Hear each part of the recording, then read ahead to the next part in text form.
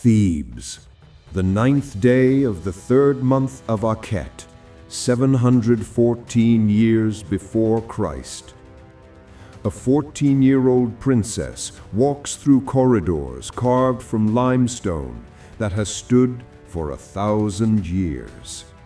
Her name is Shepenwepet, daughter of Pharaoh Osurkan III.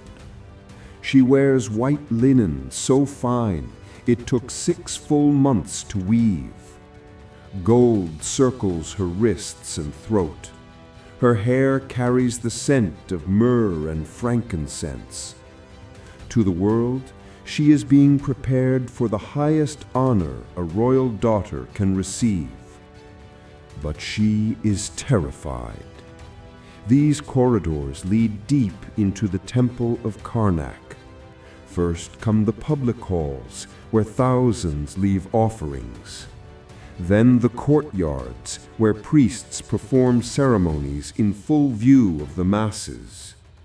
These are the spaces her father knows, the spaces written into official records, the spaces that represent Egyptian religion as divine order and sacred splendor. But she is walking beyond those spaces now, through doorways only priests may pass, down passages that narrow with every turn, toward chambers that exist in no public record, toward rituals that will never be carved into hieroglyphs for common eyes. 3 priestesses walk with her. They are not guards, not exactly. They do not restrain her. They simply walk beside her with the calm certainty of women who have done this before. Women who have led other princesses down these same corridors. Women who know exactly what waits ahead. The eldest speaks. You understand the honor being given to you. You will become God's wife of Amun. You will speak for the divine. You will stand between earth and heaven. Your father's kingdom depends on your service. Shepenwepet understands the words. She has been taught their meaning over 6 months of preparation. But understanding and acceptance are not the same thing. Tomorrow, there will be a public ceremony, proclamations before thousands, a ritual marriage to the god Amun in the grand temple, titles bestowed, honors declared. But tonight, in these hidden chambers, what happens? Her father, the most powerful man in Egypt, has never seen it, will never be told the truth. The gap between public story and private reality, that is where the real transformation takes place. And no one has ever spoken honestly about that gap. Right now, her father sits in his palace, perhaps 50 paces away through stone walls thick as mountains. He believes his daughter is being prepared for tomorrow's ceremony. He has been told, tonight's rituals are too sacred even for Pharaoh to witness. The god demands privacy with his chosen bride. He believes it, because not believing would force him to act, and he cannot act. The treaty with the Amun priesthood is signed. The political deal is sealed. Shepenwepet's dedication secures Egypt's stability when foreign powers circle like vultures. He has sacrificed his daughter to save his kingdom. To admit what that sacrifice truly costs would break him. So he believes the priests. He trusts the religious authorities who promise honor and devotion await his child. Meanwhile, that child walks towards something her father cannot imagine and would never allow if he knew. The corridor ends at a door, not the grand, gilded gates of the public temple. This is plain limestone, nearly invisible against the wall, marked only by a faint seam. One priestess produces a key. The door swings inward with a low, echoing groan. The chamber is small, circular, maybe 15 feet across. The walls are covered in hieroglyphs. Sepunwepet can read, but here their meanings feel threatening, not sacred. Instructions, procedures, a record of what has happened in this room for centuries. At the center, a stone basin filled with dark, gleaming liquid. Not water, something else. The air is thick with bitter medicine and curling incense. 4 priests wait in the shadows. They wear leopard skins, symbols of the highest rank in the Amun priesthood. Their faces are painted with ochre and coal, turning men into icons of divine authority. They do not speak. They simply watch as Sepunwepet enters. The eldest priestess gestures toward the basin. The purification must be complete. Remove your garments, step into the sacred water. This is the moment the public story and hidden truth split forever. Everything that follows will be wrapped in the language of sacred ritual, divine service, holy transformation. But the reality, procedures that would horrify her father if spoken plainly. The brilliance of the system, it will never be spoken plainly. It will be recorded as religious ceremony. It will be remembered as the honored dedication of a princess to divine service. And Sepunwepet will never be able to tell anyone what truly happened here. Not because she is forbidden to speak, but because the system has mastered ways to make victims unable to name their own violation without desecrating the very foundations of Egyptian society. But here's what makes this moment unbearable. 3 chambers away, another woman sits alone. Her name is Amenirtis I. She held the title of God's wife before the adoption system began. She is 53 years old. She has lived in this temple for 38 years, and she knows exactly what is happening to Sepunwepet right now, because the same thing happened to her decades ago. She could walk to that chamber. She has the authority. She is still God's wife, not yet replaced. She could enter. She could stop it.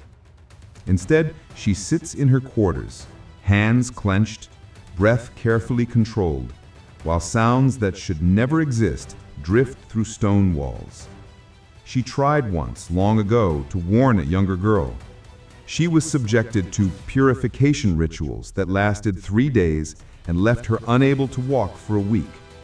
She learned. She adapted. She survived by never interfering again. But tonight, the sounds are louder. Or maybe she's just more aware. Or maybe after 38 years of numbness, something inside her has cracked. She sits in luxury that mocks her powerlessness and listens while another girl is destroyed in the name of divine service. Stay with me, because tonight you're going to discover how the Amun priesthood built this system, how they turned religious authority into a machine of control over royal women, how they hid exploitation behind sacred language for centuries. This is not fiction. This is documented history, pieced together from temple inscriptions, tomb records, papyrus archives, and archaeological evidence. The goddess wife of Amun was real. Sepunwepet was real. The women who held this title were real. And what happened to them was systematic, calculated, and hidden beneath layers of religious language that made honest discussion impossible, even for people living at the time. Warning: what follows is deeply disturbing. This was not random cruelty. This was institutional practice maintained across centuries with chilling efficiency. Stay until the end, because what you're about to learn will shatter everything you thought you knew about ancient Egypt. Like the video, subscribe, Drop a 1 in the comments if you're still here. I'm always amazed how far these stories travel. Now, let's go back to that chamber beneath Karnak and discover what happened when Sepen-Wapet stepped into that basin. But first, we must understand how this system was born, because its origins reveal intentions that later propaganda tried to bury. To grasp how Egyptian high priests gained power over Pharaoh's daughters, you must first understand the unique evolution of the Amun priesthood. Egypt's religion was never one single system. Thousands of temples, hundreds of gods. Each city had its patron deity. Each temple had its priests. For most of history, pharaohs ruled supreme over religion. They appointed high priests. They controlled temple wealth. They made sure no single priesthood grew strong enough to challenge the throne. But Amun was different. He began in Thebes, a minor city in the Old Kingdom. When Theban princes expelled foreign rulers and founded the Middle Kingdom around 2000 BCE, they elevated their local god to national status. Amun merged with the sun god Ra, becoming Amun-Ra, king of the gods. Thebes became the religious capital, and the priests of Amun, they suddenly managed the most powerful cult in Egypt. Then came the New Kingdom, around 1550 BCE. Pharaohs conquered from Nubia to Syria. They credited their victories to Amun's favor. They showered Thebes with tribute: gold, silver, land, slaves. The wealth was staggering. A papyrus from Ramesses III's reign lists 421,000 head of cattle, 433 gardens, 80 ships, 65 villages, 81,000 workers. This wasn't just a temple. This was an economic empire. By 1150 BCE, the Amun priesthood controlled nearly 1/3 of Egypt's farmland. They ran farms, mines, workshops, trade fleets. They even had private armies. In power and wealth, they rivaled Pharaoh himself. But here's what official records never say. This wealth bred corruption. Internal documents, never meant for public eyes, reveal embezzlement, bribery, exploitation of workers. Priests lived in palaces while temple laborers starved. This created a crisis. Pharaohs ruled by divine mandate, but if the priests who spoke for the gods became too powerful and too corrupt, they could veto royal authority. They could declare, "The gods are displeased." They could withhold ceremonies that confirmed Pharaoh's legitimacy. A dangerous balance emerged. Neither side could destroy each other without collapsing Egyptian society. Pharaohs needed priestly approval. Priests needed royal protection. The relationship was symbiotic, but explosive. Several pharaohs tried to curb priestly power. Akhenaten went furthest, trying to replace all gods with one solar deity. His revolution failed. After his death, the Amun priests returned stronger than ever. The lesson? Direct confrontation equals political suicide. But letting priests run unchecked was equally dangerous. They needed a new strategy. Enter the God's Wife of Amun. The title existed earlier but gained political teeth in the 18th dynasty. She was the earthly consort of Amun. She performed rituals to ensure the god's favor. She held massive religious authority, second only to the high priest. And crucially, she was always royal blood. At first, it was Pharaoh's wife or mother. This gave the throne direct influence inside the Amun cult, without open conflict. It worked. Queen Ahotep, Queen Amos Nefertari, founder of the New Kingdom. These women were powerful political players. The title enhanced their authority. But everything changed in the Third Intermediate Period. Egypt fractured. Rival kingdoms, foreign rulers. Then came the Kushite pharaohs from Nubia around 750 BCE. They were foreign conquerors needing legitimacy from traditional Egyptian nobles. The Amun priests had leverage. They could grant or withhold divine approval. They demanded an unprecedented price. Your daughter, not your wife, will be God's wife. She will be dedicated young. She will take vows of chastity. She will adopt her successor. She will live permanently in Thebes under our supervision. This wasn't devotion. This was hostage-taking wrapped in gold.